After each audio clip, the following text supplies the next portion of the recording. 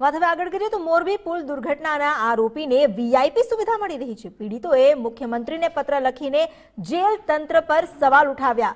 જયસુખ પટેલને વીઆઈપી કારમાં બહાર લઈ જવાય છે। જયસુખને અન્ય જિલ્લાની જેલમાં ટ્રાન્સફર કરવા માંગ કરાઈ છે, ત્યારે સીસીટીવી ચેક કરીને કાર્યવાહી કરવા પીડિતોએ સામી માંગ કરી। જેલ તંત્ર અને સ્થાનિક અધિકારીઓ સામે આરોપ લગાવવામાં આવ્યો છે। ઝૂલતા પુલ દુર્ઘટનામાં 135 લોકોના મૃત્યુ થયા હતા અને તેના જવાબદાર જયસુખને વીઆઈપી ટ્રીટમેન્ટ આપવામાં આવી રહી છે, જેને લઈને પીડિત પરિવારોએ અવાજ ઉઠાવ્યો છે। વધુ જાણકારી આપી રહ્યા છે સંવાદદાતા કલ્પિન ત્રિવેદી। કલ્પિન, જે પત્ર લખવામાં આવ્યો છે મુખ્યમંત્રીને, શું આરોપ લગાવવામાં આવ્યા છે અને શું માંગ? જો અમિતા, મોરબી ઝૂલતા પુલ દુર્ઘટના કેસના પીડિતોએ આજે મુખ્યમંત્રી એને પત્ર લખ્યો છે। પત્ર લખીને મોરબી જેલ તંત્ર ઉપર પણ ગંભીર સવાલો ઉઠાવ્યા છે। આરોપી જયસુખ પટેલને મોરબી સિવાય અન્યત્ર કોઈ જિલ્લાની જેલની અંદર તબદીલ કરવામાં આવે, ટ્રાન્સફર આપવામાં આવે તેવી મુખ્યત્વે પત્રની અંદર રજૂઆત છે।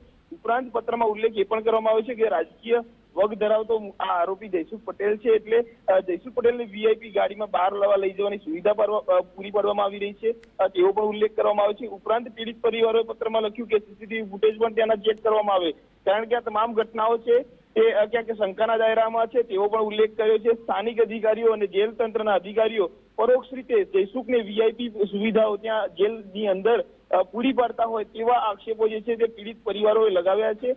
હવે આ સમગ્ર કેસની અંદર મુખ્યમંત્રીને પત્ર લખવામાં આવ્યો છે।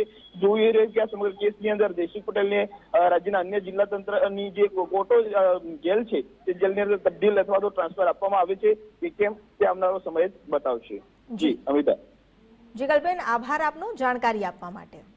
જયસુખને અન્ય જિલ્લાની જેલમાં ટ્રાન્સફર કરવામાં આવે તેવી માંગ પીડિત પરિવારોએ કરી છે, કારણ કે જે માહિતી મળી છે સીસીટીવી ચેક કરીને એ વાસ્તવિક છે કે નહીં તે ચકાસીને તેની સામે પગલાં લેવા પીડિત પરિવારોએ મુખ્યમંત્રીને રજૂઆત કરી છે।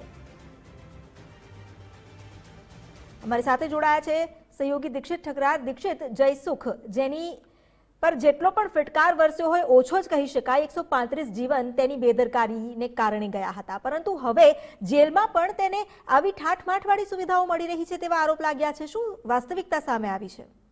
બિલકુલ, હવે પીડિત પરિવારો છે તેઓએ ગુજરાતના મુખ્યમંત્રીને પણ પત્ર લખ્યો છે ગૃહ વિભાગમાં, અને તેની સાથે જ વિકાસ સહાયને આ પત્ર છે હું તમને બચાવીશ કે આ પત્રમાં તેને અનેક આરોપો લગાવ્યા છે અને સાથે કહ્યું છે કે વીઆઈપી ટ્રીટમેન્ટ છે તે જયસુખ પટેલ છે તેને મળી રહી છે। મહત્વની વાત છે કે મોરબી ઝૂલતા પુલમાં 135થી વધુ લોકો છે તેના મોત થયા હતા અને તેમાં લખવામાં આવ્યું છે કે જય ભારત 7 ઉપરોક્ત વિષય અન્વયે જણાવવાનું કે અમે નીચે સહી કરનાર તારીખ 30/10/2022 રોજ 135 જેટલા લોકોના જીવ લેનાર ઝૂલતા પુલ દુર્ઘટનાના મુખ્ય આરોપી છે તે જયસુખ પટેલ છે તે અત્યારે જેલમાં છે અને તે જેલમાં તેને અત્યારે વીઆઈપી ટ્રીટમેન્ટ છે તે મળી રહી છે। મહત્વની વાત છે કે તેમાં તેને વીઆઈપી ટ્રીટમેન્ટ મળી રહી છે અને સાથે જ તેમાં કહેવામાં આવ્યું છે કે છેલ્લા 3 માસના સીસીટીવી ફૂટેજ ચેક કરવામાં આવે તેવી પણ વિનંતી છે તે કરવામાં આવી છે। આરોપી જયસુખ પટેલ આર્થિક, રાજકીય, સામાજિક રીતે ખૂબ જ પ્રભુત્વ ધરાવે છે અને તે બાબત આપ સાહેબ પણ અવગત હશો। સાથે જ સ્થાનિક અમુક પોલીસ અધિકારીઓ અથવા તો જેલ તંત્રના અધિકારી પણ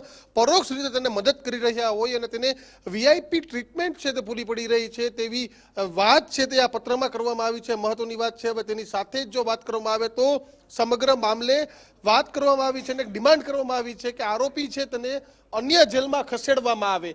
જે આ પત્ર લખવામાં આવ્યો છે તે પત્રમાં આવું કહેવામાં આવ્યું છે। જો પત્ર કેને કેને લખવામાં આવ્યું છે તેની વાત કરવામાં આવે તો આ પત્ર છે તે મુખ્યમંત્રી ભૂપેન્દ્ર પટેલના કાર્યાલયે લખવામાં આવ્યો છે, ગૃહમંત્રી હર્ષ સંઘવીના કાર્યાલયે પણ લખવામાં આવ્યો છે, રાજ્યના પોલીસ વડા છે વિકાસ સહાય તેને પણ પત્ર લખવામાં આવ્યો છે અને તેની સાથે જ અધિક પોલીસ મહાનિર્દેશક એટલે કે જેલ સુધારક વહીવટને પણ આ પત્ર છે તે લખવામાં આવ્યું છે કે એલ એન રાવત આઈપીએસ છે। ત્યારે કહી શકાય કે જે 135 લોકોના જીવ ગયા છે આ જયસુખને બચાવવા માટે ઘણા બધા રાજકારણીઓએ પણ હવત્યા છે તે માર્યા હતા, પરંતુ એક વાત એવી પણ હતી, એક કથાકારે એવું પણ કહ્યું હતું કે પીડિત પરિવારોની એવી માંગ છે, એવી લાગણી છે કે છોડી દેવામાં આવે, પરંતુ આ પીડિત પરિવારની ડિમાન્ડ છે કે આ જયસુખ છે તેને જેલના સળિયાની ફાંસળ તો છે, પરંતુ તેને જે વીઆઈપી ટ્રીટમેન્ટ પૂરી પાડવામાં આવે છે ને તે પણ બંધ કરી દેવામાં આવે। ત્યારે હવે જોવું રહેશે કે આ મામલે સરકાર કેવી તપાસ કરે છે, કારણ કે આ એક પત્ર છે તે હચમચાવનારો પત્ર છે અને લેટર બહુ જ કહી શકાય, કારણ કે એક સમગ્ર મામલો એવો આવ્યો હતો કે પીડિત પરિવારની એવી લાગણી છે કે જયસુખને છોડી દેવામાં આવે,